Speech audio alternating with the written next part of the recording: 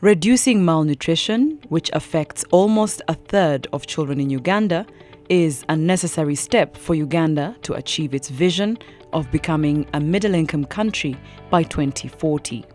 Improving nutrition will save lives, help more children learn in school, and improve the economic productivity of the country. Uganda is committed to addressing malnutrition. It is included in the second National Development Plan, and a multi-sectoral strategy to reduce malnutrition is being implemented. This requires a skilled, creative, and innovative group of leaders.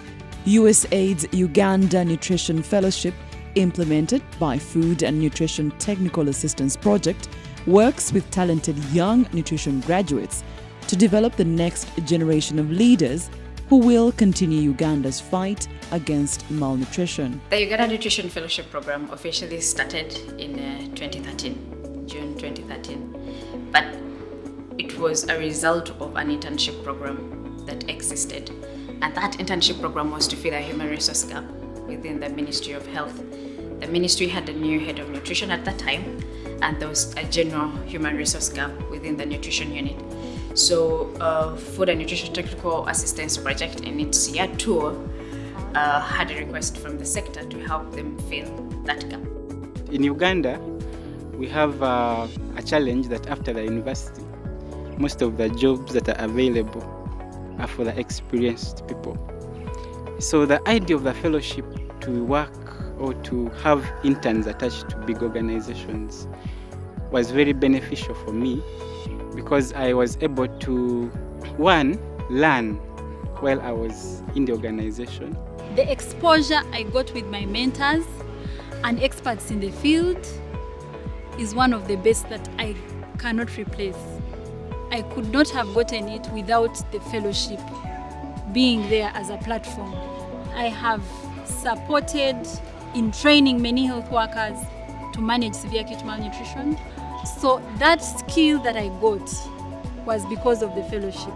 My best highlight of the fellowship experience was getting to interact with the policymakers in the nutrition arena, and these included the ministers, the department heads, and these are the people behind the policies, the guidelines, and all the documents that guide the different projects and the different individuals in implementation of nutrition activities in Uganda.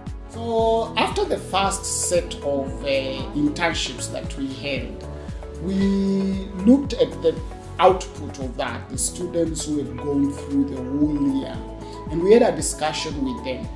And we identified that even though they had been with different organizations and different placements that we had put them, they still lacked some skills. We felt 1 year was too short. They needed more time.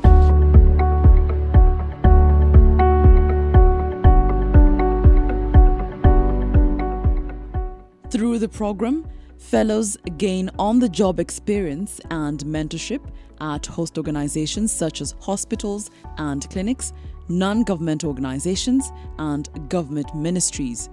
At World Vision, we've been working with different platforms.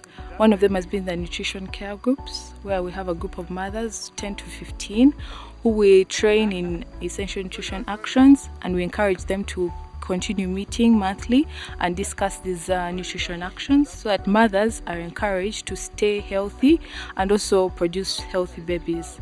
We've also worked with small medium enterprises. We've been supporting them. We gave them some machines, we gave them protective wear. One of them in particular has been producing a healthy porridge, nutritious porridge. It has been mixed with maize, soya, and millet. So it has been very helpful to the children. Here I've been working as a nutritionist as well, handling more of behavior change communication. We would talk to people by using the IEC materials. We also use the drama to communicate to people. Now, as a fellow there, I've been attached so much into ensuring quality of the family life school.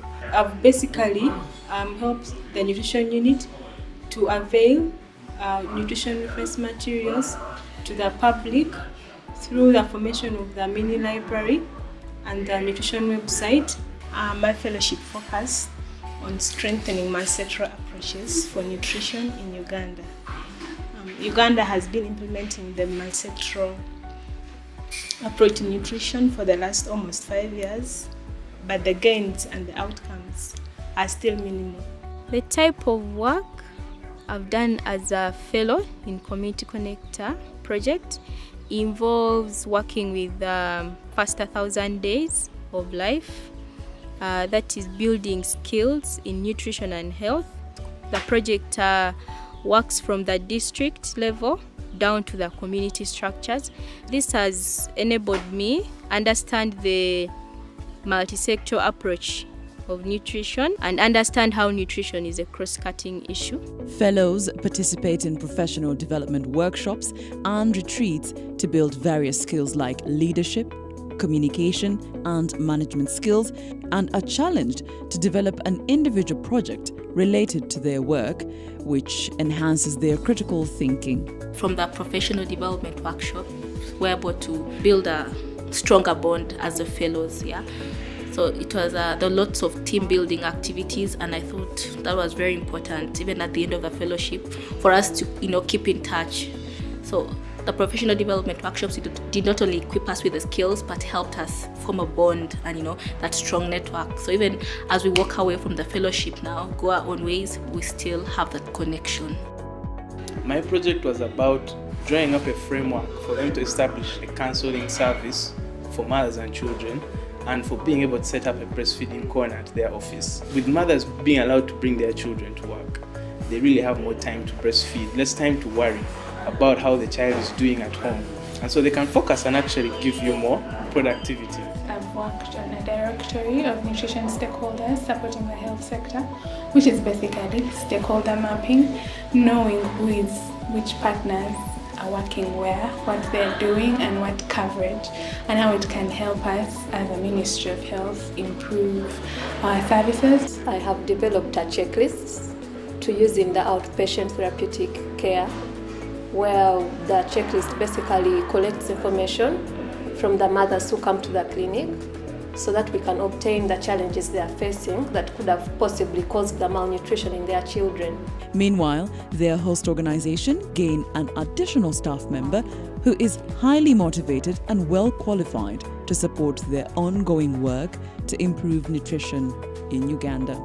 The kind of mentorship that we gave to the fellow, Lydia, that we've been hosting, was the whole idea that it's not enough for you to be a nutrition expert, that alone is not enough, that the issues of nutrition are so ingrained in broader society issues of poverty, of gender and violence and religion and so many complexities in the communities, and you need to have this broader perspective when you're addressing it. And we've seen her change from the person who came to us a year and a half ago, who was very rigid and very strict on nutrition, drawing clear lines. Okay, this is what I do, this is what I don't do. Somebody is flexible to address things on maternal health, because nutrition is part of maternal health issues. Nutrition is part of even HIV.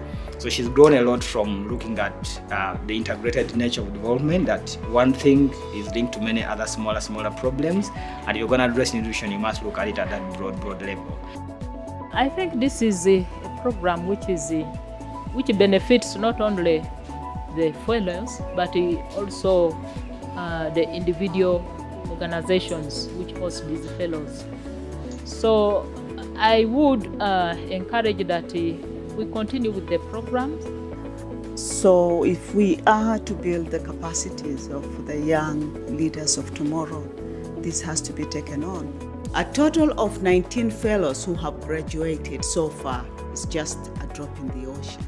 So we need to find ways of ensuring that Nutrition Fellowship program continues beyond FANTA. That may not come, cheaply, but cheap things are not always rewarding. Because what we have learned in the past 4 years shows that if you really invest in these young nutritionists, then the country has a lot to gain.